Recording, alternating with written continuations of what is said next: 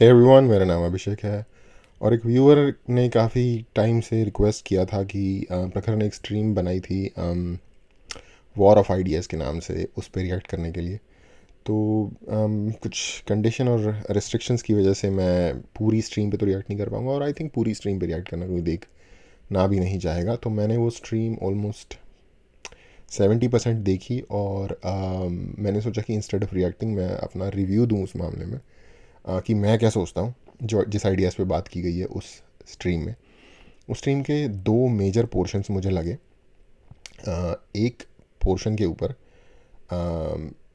एक, I don't no, somewhere from eastern और central Europe से एक राइटर, कम्युनिस्ट राइटर हैं, कम्युनिस्ट विचारधारा विचारक हैं। उनका नाम समथिंग जीजैक है, जीजैक उनका लास्ट नेम है, स्लोवाक जीजैक और वट, स्लोवाकिया वगैरह से कहीं से वो बिलोंग करते हैं, या क्रोएशिया से, I am not sure. But मैंने उनके विचार सुने क्योंकि उसने प्रखर ने विचार पे रिएक्ट किया था, और मैंने एक दो बार और पहले भी उनकी कुछ वीडियोस देखी हैं। मैंने कोई कुछ पढ़ा नहीं है उनका बेसिकली। तो बट बेसिकली कम्युनिज्म के सपोर्टर हैं। आपको मेरे, अगर आप मुझे देख रहे हो तो आपको पता होगा कम्युनिज्म के बारे में मेरे विचार क्या हैं। और प्रखर ने कहा कि कोई भी जो ऐसा कुछ नहीं कहा कि मैं अग्री करता हूँ उनके किसी भी विचार के साथ, लेकिन उसका कहना था कि ये एक बहुत ही इंटरेस्टिंग वक्ता हैं, स्पीकर हैं जिनको सुनना जा सकता है, या इंटरेस्टिंग राइटर हैं। इंटरेस्टिंग वर्ड यूज़ किया, जिससे कि सपोर्ट भी नहीं दिख रहा और अगेंस्ट भी नहीं दिख रहा। कुछ लोगों को मैं जानता हूँ जो कि अगर कभी कोई फूड टेस्ट करते हैं और उन्हें ये नहीं कहना होता कि ये बुरा है, या ये नहीं कहना होता कि ये अच्छा है, तो वो कहते हैं इंटरेस्टिंग टेस्ट करने के बाद। तो इंटरेस्टिंग वर्ड एक खास वर्ड होता है जो डिप्लोमेटिक पर्पसेस के लिए यूज़ किया जाता है ऐसी सिचुएशन में जब आपको अच्छा या बुरा ना कहना हो, किसी चीज़ को सपोर्ट या डिनाउंस ना दिखाना हो। तो इंटरेस्टिंग वर्ड उसने यूज़ किया, जो कि मुझे बहुत इंटरेस्टिंग लगा। जिज़ैक क्योंकि ये काफ़ी बड़े विचारक हैं, इंटरनेशनल लेवल पे उनकी काफ़ी लाइक इस्टेब्लिश्ड है।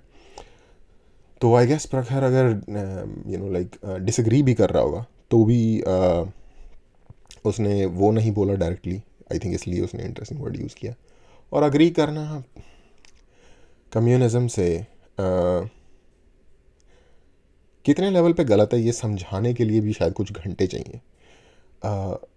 मैंने क्या सोचा, मैं सिरे से ही डिसएग्री करता हूँ जिजैक से, क्योंकि जिजैक एक कम्युनिस्ट सपोर्टर है, कम्युनिस्ट आइडियोलॉजिस्ट है, आइडियोलॉजिकल कम्युनिस्ट आइडियोलॉजी के प्रमोटर हैं। इसलिए मैं उनसे सिरे से सिरे से डिसएग्री करता हूँ। ठीक है, उस कॉन्वर्सेशन जितनी मुझे याद है मैं उसके बारे में बात करने की कोशिश करूँगा। मैं क्लियरली इसलिए बोलना चाहता हूँ क्योंकि मैं उस आइडियोलॉजी को ज़ीरो कोई सपोर्ट नहीं करता, क्योंकि उस आइडियोलॉजी ने जितना डिस्ट्रक्शन इस दुनिया में क्रिएट किया है और उसके रिपल इफेक्ट आज भी कायम है। उसके रिपल इफेक्ट का नतीजा है कि आज यूक्रेन और रशिया की वॉर हो रही है। उसके रिपल इफेक्ट का नतीजा है कि आज भी कंबोडिया, लाओस, इन कंट्रीज़ में अक्सर लोग लैंड माइंस की वजह से मर जाते हैं। उसके आइडियाज़ का नतीजा है, उसके उसके पर्सनल आइडियाज़ का नहीं, उस आइडिया का नतीजा है कि आज भी वेनेजुएला में भुखमरी फैली हुई है, और लोग इतनी बड़ी संख्या में, वेनेजुएला का एक साइड गयाना है, गयाना नाम की साउथ अमेरिकन कंट्री है, ब्राज़ील है, ब्राज़ील का तो खैर अमेज़ॉन का हिस्सा लगता है वेनेजुएला के साथ, तो उस तरफ जाना शायद पॉसिबल ना हो। दूसरी साइड पे कोलंबिया है। लाखों लोग बेघर होके इन कंट्रीज़ में रिफ्यूजी बन के गए हैं। ये उसी आइडियोलॉजी का नतीजा है। और ये तो मैं, जो मेरे दिमाग में आए जा रहे हैं मैं बोले जा रहा हूँ। दुनिया की और 36 कंट्री में जो उन्होंने गंद मचाया है कम्युनिज्म ने, उसका खामियाजा अभी भी लोग भुगत रहे हैं। रोज़ लोग मरते हैं उस एक आइडियोलॉजी के लिए। इसलिए मैं उस आइडियोलॉजी को सपोर्ट नहीं करता। इसका मतलब ये नहीं है कि दूसरी आइडियोलॉजीज़ की वजह से लोग नहीं मर रहे, लेकिन वो जो दूसरी आइडियोलॉजीज़ हैं उसकी वजह से लोग उतनी बड़ी संख्या में नहीं मर रहे। उन आइडियोलॉजीज़ की वजह से कुछ दुनिया का भला भी हुआ है। कम्युनिज्म आइडियोलॉजी की तरफ से जितना भला मैं देख सकता हूँ वो सिर्फ ये हुआ है कि कुछ लेबर लॉ, लेबर राइट्स, इस मामले में कुछ तरक्की हुई थी। इनिशियल फेमिनिज्म ने भी कुछ ना कुछ हेल्प की थी वुमेन एमेंसिपेशन के लिए, हालांकि मुझे नहीं लगता कि वो इतनी सिग्निफिकेंट रोल था उसका वुमेन एमेंसिपेशन में जितना कि साइंटिफिक डिस्कवरीज़ का रोल था। साइंटिफिक डिस्कवरीज़ ने वुमेन एमेंसिपेशन में हेल्प की।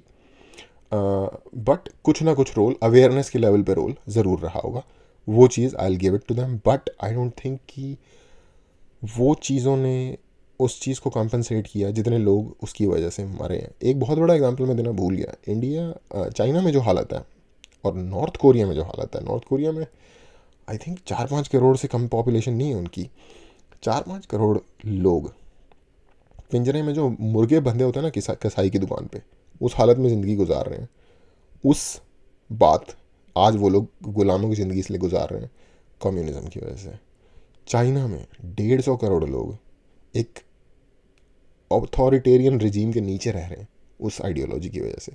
तो इतनी उस मुझे मेरी जितनी हिस्ट्री की अंडरस्टैंडिंग है, उस आइडियोलॉजी जितनी प्रॉब्लम शायद ही कोई ऐसी आइडियोलॉजी हो जिसने प्रोड्यूस की हो इस दुनिया के लिए, और उसके बदले में जितना भला उससे निकला है आई डोंट थिंक वो एक लाइक जस्टिफाई करता है उस मीन्स को। The and I don't think and justifies the means in this case. Anyway, ये रीज़न है क्योंकि मैं कम्युनिज्म को लाइक नहीं करता, या लेफ्ट एक्सट्रीम लेफ्ट को मैं लाइक नहीं करता। लिबरलिज्म को मैं लाइक करता हूँ, बट क्लासिक लिबरलिज्म। और उसका रीज़न ये है क्योंकि अगर आपको तरक्की करनी है तो वो है रास्ता तरक्की करने का, लॉन्ग टर्म स्टेबल तरक्की करने का रास्ता वो है जिसमें कि अगर आप उसे कंटिन्यूसली अप्लाई कर सको तो शायद एक बड़े सेक्शन को के सोसाइटी को आप अपलिफ्ट कर पाओगे। Okay, anyway, back to the war of the ideas आते हैं। उसमें सेकंड पार्ट था उस पॉडकास्ट का जिसमें वो बात करता है एक अमेरिकन इंडिविजुअल राइटर या समथिंग लाइक बिहेवियरल समथिंग था, उस बंदे का नाम मुझे भूल गया। वो बात करता है कि कैसे साइकोडेलिक्स जो हैं उन्हें बैन किया गया पूरी दुनिया की गवर्नमेंट्स की तरफ से, और कैसे वो एक तरीके का ऑपरेशन है।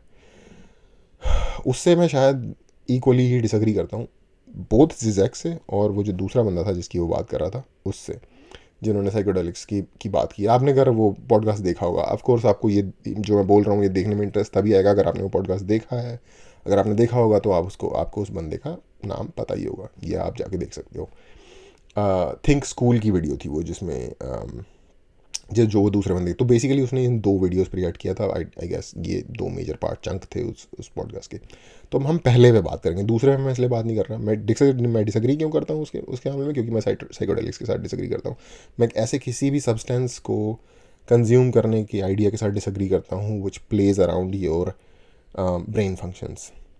क्योंकि अगर आप एक नॉर्मल ब्रेन के साथ कुछ डिसीजंस नहीं ले पा रहे तो एक इन्फेक्टेड ब्रेन के साथ एक I don't know, I it doesn't seem to me to be ethical in my personal code.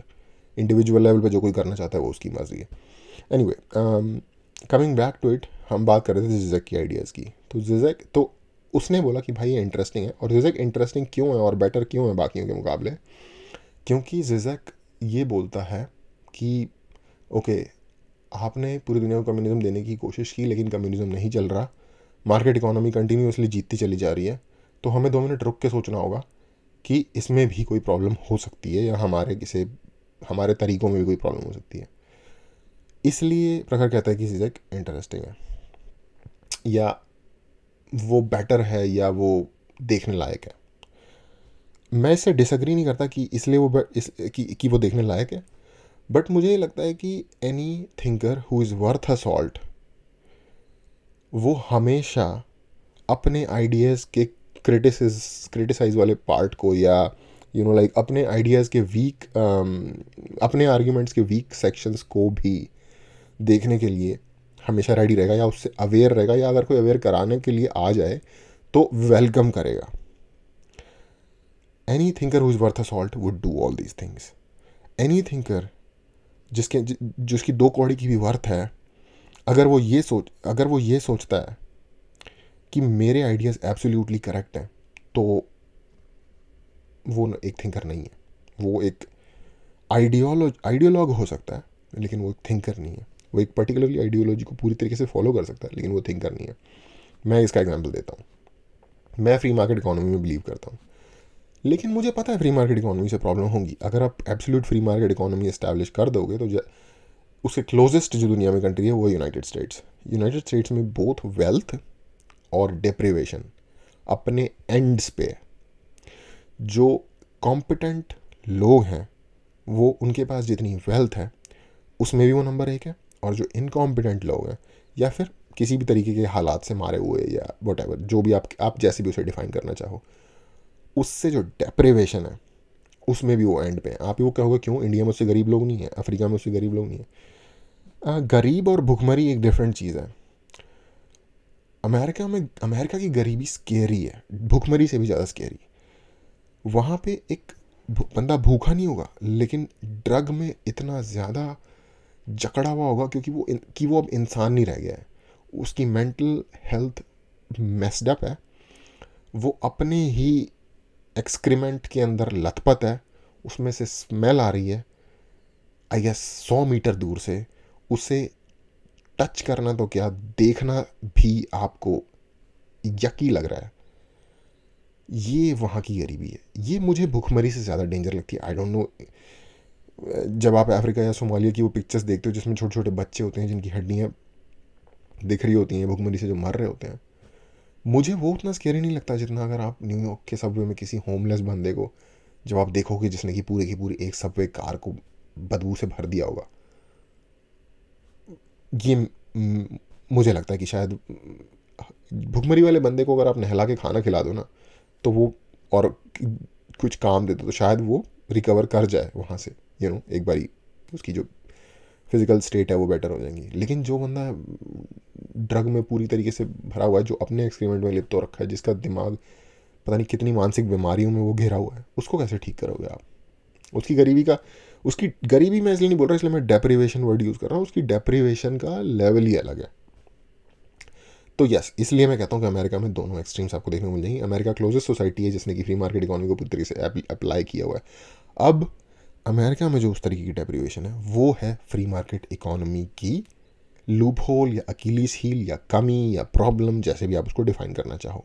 ठीक है, आज के टाइम पे जो लोग सोशलिस्ट हैं या प्रो कम्युनिस्ट हैं वो इन्हीं चीज़ों को हाईलाइट करते हैं कि भाई कुछ लोग रेंट अफोर्ड नहीं कर पा रहे और कुछ लोगों के पास बिलियंस और बिलियन डॉलर की प्रॉपर्टी है जो कि खाली पड़ी है, वो वहाँ कभी जाते भी नहीं। ये किस तरह की इक्वालिटी है, ये किस तरह का वो है, फलान ढिमकाना। ठीक है, मैं उनके इस आर्गुमेंट से एग्री करता हूँ कि एक सेफ्टी नेट होना चाहिए हर सोसाइटी में, चाहे वो फ्री मार्केट इकोनॉमी भी है, उसमें एक सेफ्टी नेट होना चाहिए। कोई भी बंदा उस नेट से नीचे वो नेट कहाँ रुकता है? वो नेट वहाँ रुकता है किसी को खाने को अवेलेबल नहीं है, किसी को शेल्टर अवेलेबल नहीं है, किसी को कपड़े अवेलेबल नहीं है, लाइक बेसिक ह्यूमन नीड्स उस नेट को वो नेट प्रोवाइड करना चाहिए। अगर कोई उस नेट से नीचे चला गया तो मतलब यानी कि वो शेल्टर अफोर्ड नहीं कर पा रहा, फूड अफोर्ड नहीं कर पा रहा और रोड के ऊपर है। ये मेरा मानना है। क्योंकि देखो, फ्री मार्केट इकोनॉमी होगी, टैक्स आएगा, उस टैक्स को पीपल वेलफेयर पे अप्लाई करना चाहिए। टोटली वेलफेयर स्टेट, जैसे कि टोटली वेलफेयर नहीं, शायद मैंने गलत वर्ड यूज़ कर लिया, कम्युनिस्ट स्टेट्स। बेसिकली कम्युनिज्म होता क्या है, बहुत ही सिंपल शॉर्ट वर्ड में बताता हूँ। हर बंदा स्टेट के लिए काम करेगा, स्टेट के पास सारा पैसा आएगा, स्टेट ही फिर उससे रिसोर्सेज बांट देगी लोगों में। तो यानी कि सारी की सारी पावर आ गई स्टेट के पास, सब कुछ स्टेट ओन्ड है, सब कुछ पावर स्टेट है, हर बंदा स्टेट के लिए काम कर रहा है। तो जो स्टेट में पावरफुल है, सोचो वो कितना ज़्यादा पावरफुल होगा। उसका आपकी लेबर पे अथॉरिटी है और उसका जो आपको उसके बदले में मिलेगा आपके सर्वाइवल के लिए, घर, खाना, फूड, वटएवर जो भी, उस पर अथॉरिटी है। तो ओन करते हैं आपको वो। आप इंडिविजुअल नहीं हो, आप एक सिस्टम का एक छोटा सा कॉग हो मशीन के अंदर। ये हो जाता है, ये प्रॉब्लम, ये कम्युनिज्म है और ये उसकी प्रॉब्लम भी है। ये अपने आप में एक बहुत बड़ी प्रॉब्लम है, पावर का अब्यूज़। क्योंकि ह्यूमंस पावर हैंडल करने के लिए नहीं बने हुए, चेक्स एंड बैलेंसेस चाहिए होते हैं सिस्टम में। वो फ्री मार्केट इकोनॉमी और डेमोक्रेसी का जो मिक्स है उसमें ही हो सकता है, सो फार of all the systems that we have came up with to govern a human society। तो इसलिए मैं हूँ फ्री मार्केट और डेमोक्रेसी का जो ये एक कॉम्बिनेशन है इसके फेवर में। अब जिज़ेक से मैं क्यों डिसएग्री करता हूँ, वो ये कह रहा है कि भाई हमारे अंदर प्रॉब्लम्स हैं और इनके अंदर ये वाले प्रॉब्लम्स हैं, तो वो ये कह रहा है पर फिर भी सिस्टम हमारा बेटर है। हमारा सिस्टम कैसे अप्रूव हो? क्योंकि हमारा सिस्टम इन प्रॉब्लम्स को हटा रहा है, जो कि एक्सट्रीम गरीबी या डेप्रिवेशन अमेरिका में है या किसी भी फ्री मार्केट इकोनॉमी में हो जाएगा, वो नहीं। मैं ये कह रहा हूँ कि डेमोक्रेसी के अंदर, डेमोक्रेसी क्यों है बेटर सिस्टम? क्योंकि उसमें एक सेल्फ करेक्टिंग मैकेनिज्म होता है। मैं नहीं ऐसा मानता, लेकिन बहुत सारे लोग मानते हैं कि डोनाल्ड ट्रंप एक बहुत बेकार लीडर था। उसको फिक्स करके जो बाइडन आ गया ना अगली बार, although I don't think that's a fix, although I don't think that was the case, लेकिन बहुत सारे लोग मानते हैं उनको फिक्स करने के लिए जो बाइडन आ गया।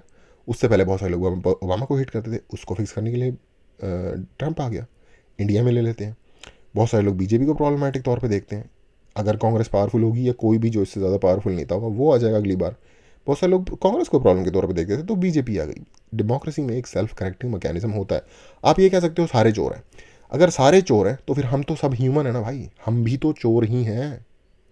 आपको भी तो जब मौका लगता है कि भाई जितने भी लोग सरकारी जॉब्स में हैं कि मैं 2 नंबर के पैसे बना लूँ, बनाते हो। जो लोग प्राइवेट जॉब में बना सकते हैं वो वहाँ बनाते हैं। तो चोर तो सारे ही हैं फिर, बट उन्हीं चोरों में से ही तो आपको चुनना पड़ेगा ना। किसी भी तरीके का सिस्टम लाओगे, उस सिस्टम को अप्लाई तो ह्यूमंस ही करेंगे। तो इनहेरेंट प्रॉब्लम तो ह्यूमैनिटी के अंदर है ही, करप्शन की, एक दूसरे के लाइक के ऊपर पैर रख के ऊपर चढ़ जाने की। तो मेन प्रॉब्लम तो हमारे अंदर है। अब उस इनर ह्यूमन इनेट प्रॉब्लम को जो सबसे बेटर तरीके से हैंडल करे वो मेरे ख्याल से डेमोक्रेसी है, क्योंकि उसमें सेल्फ करेक्टिंग मैकेनिज्म होता है, उसमें चेक्स एंड बैलेंसेस होते हैं, और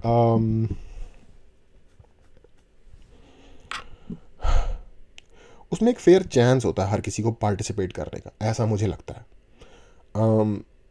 of again of the systems that we have so far in our understanding, okay? अब जो प्रॉब्लम है जो ये पेयर है डेमोक्रेसी और फ्री मार्केट का, इसमें अगर आपको इसकी जो प्रॉब्लम है, इसकी प्रॉब्लम क्या है, इसमें बहुत सारे लोग उस जो मैं नेट की बात कर रहा था उस नेट से नीचे गिर जाते हैं और होमलेस बन जाते हैं, अल्ट्रा गरीब बन जाते हैं, रेंट अफोर्ड नहीं कर पाते, putting food on the table afford नहीं कर सकते, ठीक है। उसके लिए मैं बात कर रहा हूँ कि उसका एक बहुत अच्छा सोल्यूशन आपको कुछ नॉर्डिक कंट्रीज़ में देखने को मिलता है, जहाँ टैक्सेशन हाई है but they take care of health, they take care of education, they take care of some sort of housing mechanism ताकि लोग होमलेस ना हों, और नेसेसरी चीज़ों पे कुछ some kind of subsidy, like जैसे ब्रेड पे, और एटलीस्ट सब्सिडी ना तो एटलीस्ट आप टैक्स ना करो फूड को। फॉर एग्जाम्पल देता हूँ, कनाडा में बहुत हाई सेल्स टैक्स है, डिपेंडिंग ऑन किस प्रोविंस में। कनाडा में डिफरेंट प्रोविंसेस हैं, जिस प्रोविंस में आप रहते होगे उतना ज़्यादा।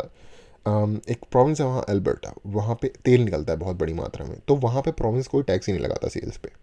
एक दूसरा प्रोविंस है ओंटारियो, जहाँ पे टोरंटो, शायद आपने टोरंटो सिटी है जहाँ आपने नाम सुना होगा, उनका कैपिटल ऑटवा भी वहीं पर ही है। वो आई थिंक सबसे हाईएस्ट टैक्स है वहाँ पे, सेल्स टैक्स, क्योंकि वहाँ प्रोविंस हाईली टैक्स करता है। 5% शायद उनका फेडरल टैक्स है, और आई थिंक ओंटारियो में 10% ऐड कर देते हैं वो सेल्स टैक्स प्रोविंशियल, तो 15% टैक्स लग जाता है वहाँ। I mean I may be a bit little bit off on numbers, but this is somewhat it is like, और अल्बर्टा में क्योंकि प्रोविंशियल टैक्स ही नहीं है तो सिर्फ 5% फेडरल सेल्स टैक्स आपको देना होता है। तो उन जगहों पे सेल्स टैक्स इतना ज़्यादा हाई है चीज़ों के ऊपर, मैं ये आपको एग्जांपल देने के लिए बता रहा हूँ, लेकिन वहाँ पे भी ना अगर आप फूड आइटम खरीदोगे तो उस पर टैक्स नहीं लगता, उस पर कोई टैक्स ही नहीं है, टैक्स फ्री होता है, सेल्स टैक्स नहीं होता उस पर। 5 रुपये की ब्रेड खरीद रहे हो तो अगर ब्रेड 5 रुपये की है एग्जाम्पल के तौर पे, तो 5 ही रुपये में आपको मिल जाएगी, आपको प्लस टैक्स नहीं देना पड़ेगा उसके ऊपर। तो ये एक तरीका है लोगों को हेल्प करने का। आपने एसेंशियल आइटम्स को टैक्स नहीं किया हुआ, ठीक है। इस तरीके के हेल्प करने वाले सिस्टम्स इंट्रोड्यूस किए जा सकते हैं, लेजिस्लेशंस ब्रॉड फॉरवर्ड किए जा सकते हैं, क्योंकि ये एक सेल्फ करेक्टिंग और एवर इवॉल्विंग मैकेनिज्म है। एवर चेंजिंग, एवर इवॉल्विंग, जैसे जैसे ह्यूमंस की नीड्स होती है उनके साथ चेंजिंग मैकेनिज्म है। दूसरे जितने भी सिस्टम है, कम्युनिज्म का एग्जांपल ले लेते हैं, ऐसा एग्जांपल मुझे दे दो जिस कंट्री ने कम्युनिज्म अप्लाई किया हो और वो डिक्टेटरशिप में एंड अप ना हो गई हो। Cuba, Venezuela, south America, Caribbean और साउथ अमेरिका का एग्जांपल हो गया।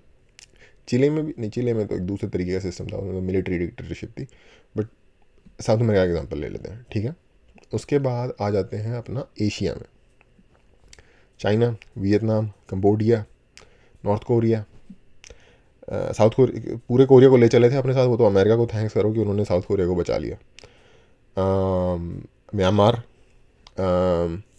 पर वहाँ पे मिलिट्री है, आई थिंक थोड़ा सा वो डिफरेंट है उनका सिस्टम। मिडल ईस्ट में वो बहुत ज़्यादा हाई लेवल पे हो गया था। और हाँ, एक ये भी हो जाता है, कम्युनिज्म जहाँ पे आता है वहाँ काइंड ऑफ सम हाउ वो मॉर्फ कर जाता है मिलिट्री डिक्टेटरशिप में भी। इराक में बहुत बड़ा कम्युनिज्म का एक सिस्टम था, वो सम हाउ बाथ पार्टी बन गई, बाद में जाके वो मिलिट्री डिक्टेटरशिप बन गई सद्दाम हुसैन की। ऐसा और भी बहुत जगह होता है। और डिक्टेटरशिप का एक मिलिट्री एलिमेंट तो है ही यार, बिना मिलिट्री के आप डिक्टेटरशिप चलाओगे कैसे? तो कहने का बेसिकली मतलब ये है कि इतने सारे एग्जाम्पल्स और एक्सपीरियंसेस जो कि यूक्रेन से लेके, सोवियत यूनियन से लेके, चाइना से लेके, कंबोडिया से लेके, दुनिया के बड़े बड़े जेनोसाइडल किलर्स, पोल पॉट हो गया, माओ जेडोंग हो गया, स्टालिन हो गया, इधर आपके क्यूबा में कैस्ट्रो ब्रदर्स हो गए। इतना एक्सपीरियंस करने के बाद, इतने एक्सपेरिमेंट्स करने के बाद, इतने एग्जाम्पल्स सामने होने के बाद, फिर भी जो विचारक इस आइडियोलॉजी को समहाउ ब्रिंग अबाउट लाना चाहते हैं पब्लिक स्फीयर में, उसको लेजिटिमेसी देना चाहते हैं, ऐसे थिंकर को मैं कैसे रिस्पेक्ट करूं भाई? तुम एग्जिस्टिंग सिस्टम की प्रॉब्लम बता रहे हो, लेकिन तुम जो ऑल्टरनेटिव बता रहे हो उस प्रॉब्लम ने जितनी, उस सिस्टम ने जो प्रॉब्लम्स क्रिएट की थी वो तो कुछ भी नहीं है भाई। ये प्रॉब्लम से 0.0000001-2% जनता होमलेस है और मेंटली रिटार्डेड है, डिप्रेव्ड है, वट डिप्राइव्ड है। लेकिन जब जो सिस्टम आप इंट्रोड्यूस करना चाहते हैं कत्लेआम मचा देता है भाई वो सिस्टम, तो गरीब रोटी भूखमरी से लोग मरते हैं उसमें मिलियंस की तादाद में। तो मैं कैसे यार कोई भी जो थिंकर है जो उस सिस्टम की तारीफ कर रहा है उसके साथ अग्री करूं? ये बात अच्छी है कि वो अपनी कमी गिन रहा है, यस, गिनो कमी, बट जो आप सोल्यूशन भी दे रहे हो ना कमी गिनने के बाद भी, और जो आप अपने सोल्यूशन की कमी भी बता रहे हो भाई, वो कमी नहीं है आपकी सोल्यूशन की, आपका सोल्यूशन ही नकली है, आपका सोल्यूशन ही इन इम्प्लीमेंटेबल है, या फिर इम्प्लीमेंट कर भी दोगे तो सॉल्यूशन नहीं है वो एक बड़ा ट्रबल क्रिएटर है। वो ये इस तरीके से है कि भाई आपके पैर में चोट लग गई और एक कट लग गया, और उसको ठीक करने के लिए आपने उस पर रेडियो एक्टिवली, जिसे कहते हैं कि इफेक्टेड बैंडेड लगा दिया, तो पूरी बॉडी में आपके रेडिएशन हो गया उस कट को ठीक करने के चक्कर में। ये सॉल्यूशन है, जो सॉल्यूशन ये दे रहे हैं। तो ये है भाई मेरी 2 सेंट थोड़े ज़्यादा हुए ज़िज़ेक की जो बहस है उसके बारे में। और प्रखर का जब मैंने देखा उस पर रिएक्शन, उसे देख के मुझे यार बड़ी अफसोस हुआ कि भाई तुम कहते हो कि तुम एक विचारक हो, तुम्हारे पास इतनी बड़ी ऑडियंस है और तुम विचारों को पोस्टमार्टम करते हो या वटेवर जो भी करते हो, एग्जामिन करते हो, और तुम you are just going along with what that guy is saying just because he is a big famous author. I don't know भाई, अगर तुम अग्री करते हो तब तो भाई फिर तुम, क्या कहूँ मैं, फिर आपके विचारों को काटने के लिए फिर मुझे आना पड़ेगा, या मेरे जैसे जो भी और लोग सही दिशा में सोच सकते हैं। ऐसा मेरा मानना है, मैं सही दिशा में सोच रहा हूँ, और मेरा मानना इसलिए है क्योंकि मैंने बहुत सारे एग्जाम्पल दुनिया में देखे हैं इसके ऑलरेडी। और जब ये इस प्रॉब्लम की इस सिचुएशन से जो प्रॉब्लम्स अराइज होती हैं, अगर आप इंडियन भी हो ना और आपने कम से कम 30-40 साल के 40-50 साल एज की हो, तो आपने देखा होगा भैया कि साइकिल और स्कूटर से ज़्यादा लोग अफोर्ड नहीं कर पाते थे इंडिया में, क्योंकि काइंड ऑफ हम हाफ हार्टेडली वही वाला सिस्टम फॉलो कर रहे थे, लाइसेंस राज और लाइक ब्यूरोक्रेसी और एवरीथिंग, जो 5 ईयर प्लान वाला सिस्टम होता है रशिया का, सोवियत यूनियन का। हमने तो उसे आधा फॉलो किया हुआ था और तब भी हमारे इतने बुरे हाल हो रखे थे। सोचो जिन कंट्री में पूरी तरीके से इम्प्लीमेंट हो रखा है, वहाँ क्या कुछ खानी मची होती होगी।